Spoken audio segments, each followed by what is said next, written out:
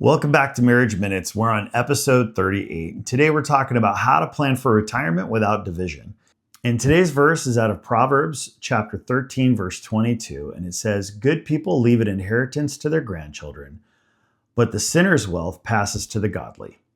So planning for the future, if you're not on the same page, can cause a lot of stress and disunity in your relationship, especially if you are, if you're struggling in your current situation or you're not on the same page with your current finances. It makes it really difficult to think about or plan for the future with any kind of unity. So it is so important, though, to have a plan, to be on the same page with that plan, and it will eliminate a lot of that fear and discomfort about the future. Fear of the unknown keeps couples stuck in conflict, but unity in your planning brings peace about tomorrow. And so if you haven't had a conversation before, or you've had conversations about retirement or future planning that has caused some conflict, have grace for each other, really sit down and have these hard conversations and come up with a strategy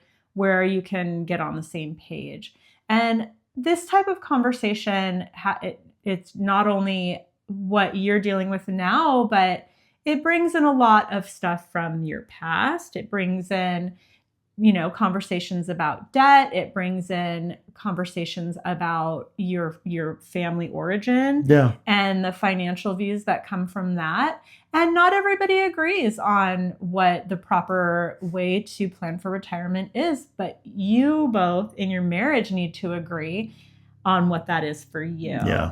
And so this is an area like debt that comes with a lot of shame if it's something that you haven't been planning for. Like, the world puts a lot of shame around that, and it doesn't have to be shameful. Start with where you are and make a plan for tomorrow and think about the future and what you want to see long term together. Yeah. And then when you're on the same page about this, it can make your life and your marriage and your planning so much more unified. Planning for retirement is good stewardship. It's honoring your finances. It's honoring what God has blessed you with. It is not selfishness. So putting aside money today that you're not spending today, maybe on your kids or on a vacation or something like that. It's not being selfish. It's paying future you and stewarding your finances well today. All right. So today's challenge is really simple. Have a conversation. Write down one hope or concern you have for the future when it comes to retirement. And again, make sure you are having these conversations. This is where the real heart of this whole series is, getting on the same page in these finances. And if today is the first video that you've watched, maybe you're kind of ahead.